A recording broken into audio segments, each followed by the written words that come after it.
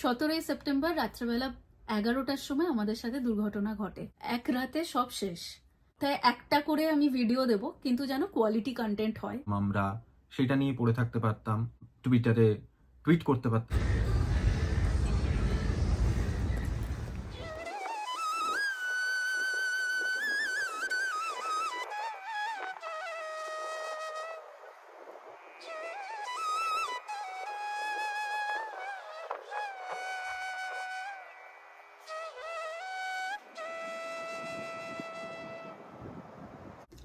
নমস্কার, আমি দেবাদ্রিতা। আমি অসংখ্য। দেবাদ্রিতার কথার প্রথম ভ্লগে আপনাদের সকলকে স্বাগত জানাই। আপনারা অনেকেই হয়তো আমাদের পুরনো চ্যানেলটার সূত্রে আমাদের চেনেন, আবার অনেকের কাছেই আমরা হয়তো নতুন। কি হয়েছিল চ্যানেলটার সাথে, কেন আমরা নতুন চ্যানেল খুললাম, সবকিছু বলবো। তার আগে ছোট্ট করে পরিচয় পর্বটা সেরে ফেলি। আমার বাড়ি বর্ধমান জেলায়। বিয়ের পরে উত্তরপাড়ায় এসেছি। পড়াশুনো ও কাজের সূত্রে বর্ধমানের বাইরে বেশ কয়েক বছরই কাটিয়েছি জীবনের। গত 2 বছর আগে আমাদের বিয়ে হয় ও অসংখ্যর সাথে আমি মেলবোর্ন শহরে চলে আসি। ইন্ডিয়ায় থাকতে গত 6 বছর ধরে আমি অ্যাজ আ HR কাজ করতাম। এখানে একটা কাজের সন্ধানে আছি। পাশাপাশি গত 1 বছর ধরে আমি ইউটিউবে কাজ করতাম।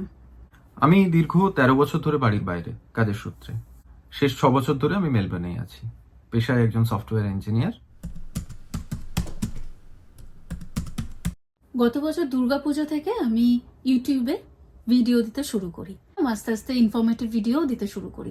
অনেক মানুষ আসছিলেন, মেলবোর্নের মানুষ, আত্মীয় স্বজনের বাইরেও আমি দেখছিলাম বাংলাদেশ থেকে, সিডনি থেকে, অ্যাডিলেড থেকে কমেন্ট করছেন মানুষে, মেসেজ করছেন মানুষে। মানে অসম্ভব একটা ইন্সপায়ারিং ব্যাপার ছিল। আপনারা যে কমেন্ট করতেন, ফিডব্যাক দিতেন, ওটা ওটা আমার কাছে মোটিভেশন ছিল। যারা খেটে ভ্লগ করেন তারা জানেন যে তারা রিলেট করতে পারবেন, আই এম শিওর, যে এই কমেন্টগুলো আমাদের কাছে মোটিভেশনই। পরের ভিডিওটার জন্য প্রচন্ড মোটিভেশন। তো সুন্দর যাচ্ছিল দিনগুলো। হঠাৎ 17ই সেপ্টেম্বর, দুদিন আগেই 17ই সেপ্টেম্বর রাত্রেবেলা 11টার সময় আমাদের সাথে দুর্ঘটনা ঘটে। আমি রাত্রেবেলা 11টা নাগাদ ফোনটা চেক করছি, আপনাদেরই কোনো কমেন্টের রিপ্লাই কিছু বাকি ছিল সেগুলো দেওয়ার জন্য। চেক করতে গিয়ে দেখছি আমার ইউটিউব চ্যানেলটা আর খুলছে না। আমি ভেবেছিলাম ওয়াইফাই এর কোনো অসুবিধা হবে বা কিছু। আমি সাথে সাথে ইউটিউব স্টুডিওটা চেক করি। ইউটিউব স্টুডিও চেক করাতে আমি দেখলাম যে সেখানেও কিছু হচ্ছে না। আমার তখনও মনের মধ্যে কিছু হয়নি যে চ্যানেলটার সাথে যে এত বড় একটা কিছু হয়েছে, মানে পার্মানেন্টলি ব্যাপারটা বন্ধ হয়ে গেছে, আমার মাথায় আসেনি। আমি তখন অসংখ্যকে ডাকি, অসংখ্যর ফোন থেকে আমি চেক করি, তো অসংখ্যর ইউটিউব কিন্তু দিব্য চলছে। তখন আমি জিমেলে যাই। জিমেলটা যখন আমি খুলি তখন জিমেলে ইউটিউব থেকে মেসেজ আসে যে your account has been removed. ওটা দেখার পর আমার আর মাথা কাজ করছিল না। আমি ওকে ডাকি, ওকে বলি মেলটা দেখতে, কি হয়েছে কি না। মানে আমি বুঝেছি কিছু একটা তো বড় সড়ো হয়েছে আমার চ্যানেলের সাথে। আমি বুঝতে পারলাম যে চ্যানেলটা টার্মিনেট হয়েছে। কেন হয়েছে, কি ভিডিও দেওয়ার কারণে, এটা আমরা কেউই বুঝতে পারছিলাম না। আমি তখনই একটু ইনফরমেশন জোগাড় করার চেষ্টা করতে শুরু করলাম যে এই অবস্থায় কি করা সম্ভব। তো কয়েকটা ভিডিও দেখলাম যেগুলো খুবই হেল্পফুল ছিল। বুঝতে পারলাম যে এই মেলটার ওপরই আমি একটা অ্যাপিল করতে পারি, asking for a decision change, যে আমার কন্টেন্ট ইউটিউবের কোনো এথিক্স ভায়োলেট করে না, it's not an abusive content. So হয়তো আমার চ্যানেলটা বাই মিস্টেক টেক ডাউন করা হয়েছে। আপনারা যারা আমাদের ভিডিওগুলো দেখতেন তারা জানবেন যে এগুলো খুব ক্লিন, ইনফরমেটিভ কন্টেন্টের ভিডিও থাকতো। এইরকম অবস্থায় একটা চ্যানেলকে কিভাবে বন্ধ করা যায় সেটা আমার মাথায় ঢুকছিল না। এবং সবচেয়ে বড় কথা, আমরা কিন্তু কোনো রকম স্ট্রাইক বা কোনো রকম ওয়ার্নিং পাইনি। না, একদমই পাইনি আমরা। আমার মেনে নিতে বিষয়টা খুবই কষ্ট হচ্ছিল, মানে মেনে নিতে পারছিলাম না। প্রসেস হতে আমার টাইম লেগেছে। বারবার ভুল করে আমি ইউটিউবটা খুলে ফেলছি। আস্তে আস্তে বুঝলাম যে চ্যানেলটা নেই। বিষয়টা হচ্ছে, আমি কথা বলতে খুব ভালোবাসতাম। আমরা 3 বোন, ইন্ডিয়াতে যেখানেই আমরা যেতাম হই হই করে থাকতাম। 2 বছর হয়েছে বিয়ে হয়েছে, তারপর সঙ্গে সঙ্গে এই দেশ বদল করে এখানে চলে এসেছি। তো হঠাৎ করে এই কথা বলার যে পরিবেশটা, সেটা হারিয়ে ফেলছিলাম, সেটা পাচ্ছিলাম না অ্যাকচুয়ালি।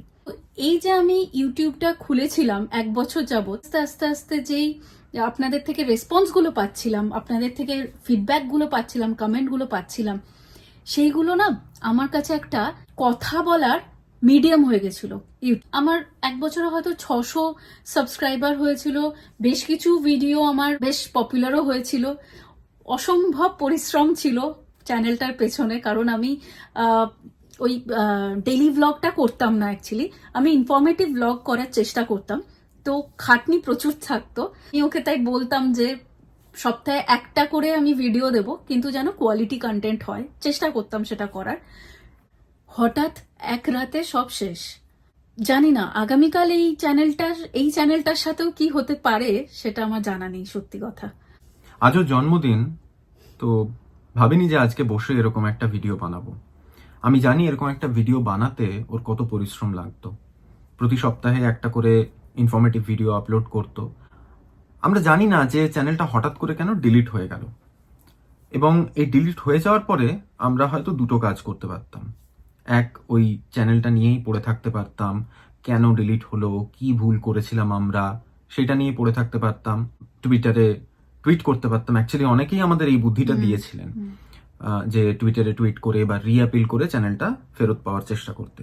কিন্তু দেখুন, আমাদের তো খুব বড় চ্যানেল ছিল না, তো আমাদের দুজনেরই মনে হলো যে এইগুলো করে হয়তো শুধু সময় আর পরিশ্রম হবে, এটা আমরা ফিরে পাবো না চ্যানেলটা।